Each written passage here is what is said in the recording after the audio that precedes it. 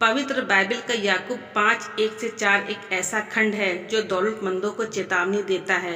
यह सिर्फ आर्थिक संपन्नता के खिलाफ नहीं है, बल्कि उस संपन्नता के गलत उपयोग, अत्याचार, लालच और निर्दयता के खिलाफ है। यह वचन न्याय की पुकार है उन लोगों के लिए जो अमीर हैं लेकिन गरीब की पीड़ा की अनदेखी करते हैं। याकूब 5:1-4 इस वचन को पूरा पढ़ते हैं। पहला, अब सुनो हे धनवानों, अपने ऊपर आने वाली विपत्तियों के कारण रो और हाय करो।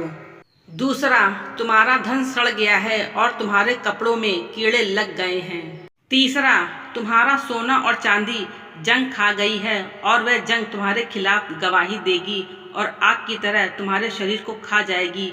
तुमने अंतिम दिनों के लिए धन इकट्ठा किया है। चौथा और लास्ट पद कहता है, देखो तुम्हारे खेतों में काम करने वाले मजदूरों की मजदूरी जिसे तुमने धोखे से रोक लिया है चिल्ला रही है और कटाई करने वालों की पुकार सेनाओं के प्रभु के कानों तक पहुंच गई है। इन चारों पदों को विस्तार से समझते हैं।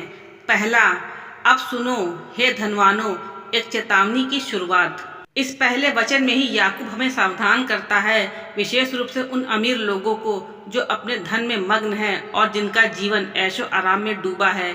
यह कोई सामान्य निवेदन नहीं है, यह एक न्याय की घंटी है जो कहती है, सुनो, जागो, अब भी समय है सुधरने का, क्योंकि संकट आ रहा है।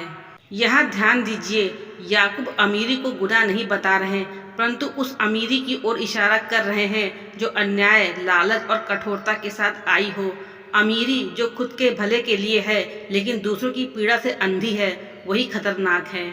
इसी प्रकार दूसरे पद को भी गहराई से समझते हैं। अपने ऊपर आने वाली विपत्तियों के कारण रो और हाय करो। यह एक भविष्य की चेतावनी है। जब परमेश्वर का न्याय आएगा तब लोग आज खुद को सुरक्षित समझते हैं, वे रोएंगे, चीखेंगे और पछताएंगे, लेकिन तब बहुत देर हो चुकी होगी। याकूब मानो कह रहे हो, तुम आज जो हंसी ठिठोली कर रहे हो वह एक दिन आंसू में बदल जाएगी। यह एक गहरी आत्मा की पुकार है। क्या हम अपने जीवन में ऐसे ही हैं कि दूसरों की पीड़ा पर हमें कोई फर्क नहीं पड़ता? क्या हम आराम से जी रहे हैं लेकिन किसी का हक दबाकर? यह वचन हमें आत्म परीक्षण के लिए बुलाता है। तीसरे पद को भी गहनता से समझते हैं।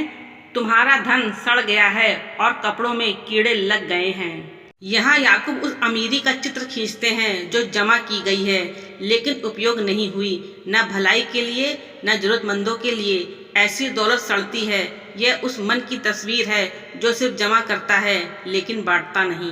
कपड़ों में कीड़े, इसका मतलब है कि वे वस्त्र जिन्हें पहनकर अभिमान किया जाता है वे खुद बर्बादी के निशान बन चुके हैं। यह सारी भौतिक संपत्ति क्षणिक है। अगर हम इसे प्रभु की सेवा और मानवता की भलाई में नहीं लगाते तो यह खुद हमारे खिलाफ साक्षी बन जाएगी। चौथा और अंतिम पद को विस्तार से समझते हैं। सोना और चांदी जंग खा गई है। सोना और चांदी जंग खा सकती है, यह तो कभी न कभी सड़ने वाली धातुएं मानी जाती हैं, लेकिन याकूब यहाँ प्रतीकात्मक भाषा में कहता है, तुम्हारी दौलत चाहे कितनी भी शुद्ध लगे, अगर वह अन्याय से, बेईमानी से या लालच से हासिल हुई है तो वह सड़ चुकी है। ऐसी दौलत विश्वास की अग्नि में टिक नहीं सकती। जंग सिर्फ धातु को नहीं, आत्मा को भी खाती है। एक ऐसा इंसान जो अपने पैसे को ही परमेश्वर मान बैठा है, वह अंदर से खोखला हो जाता है। वह जंग तुम्हारे खिलाफ गवाही देगी। सोचिए, वह दौलत जिसे आप अपनी सुरक्षा मानते हैं, वही एक दिन अदालत में आपके खिलाफ गवाह बन जाए। यह कितना खतरनाक है। हम सोचते हैं पैसा हमें बचा लेगा, लेकिन अगर वह पैसा गलत तरीके से कमाया हो तो वही परमेश्वर के सामने गवाही देगा कि हम कैसे जिए। नीति वचन 11:4 कहता है, क्रोध के दिन धन कुछ काम नहीं आता, परंतु धर्म मृत्यु से बचा लेता है।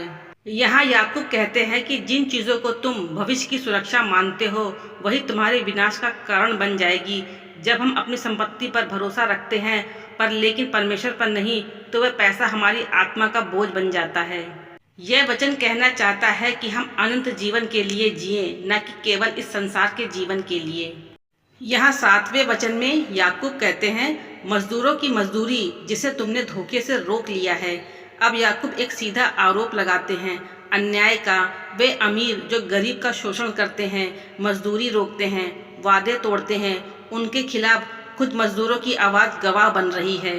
यह वचन आज के समय में भी उतना ही प्रासंगिक है कि कितने लोग हैं जो दूसरों की मेहनत का फल खुद खा जाते हैं, जो अपने आराम के लिए किसी और के अधिकार को कुचलते हैं।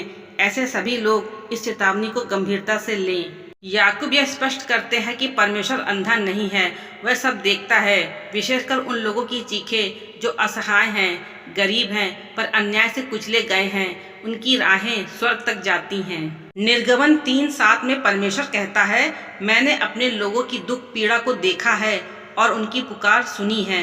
यह बताता है कि परमेश्वर मूक नहीं है, वह प्रतिशोध नहीं पर न्याय का परम अधिकारी है।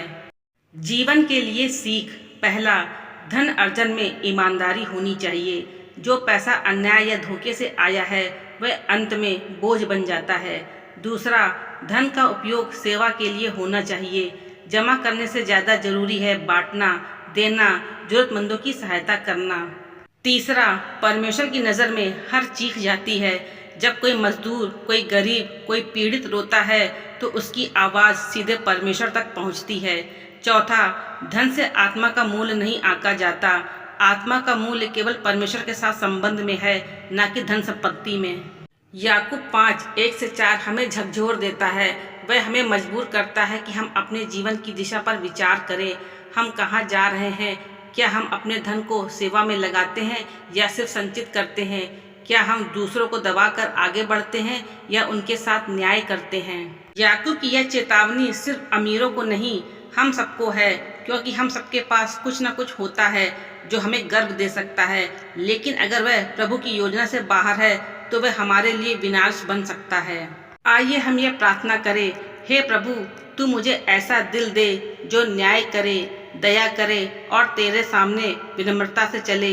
मेरा धन, मेरा समय, मेरी शक्ति सब कुछ तेरे हाथ में हो, ताकि मैं सिर्फ खुद के लिए नहीं बल्कि तेरी महिमा के लिए जी सकूं।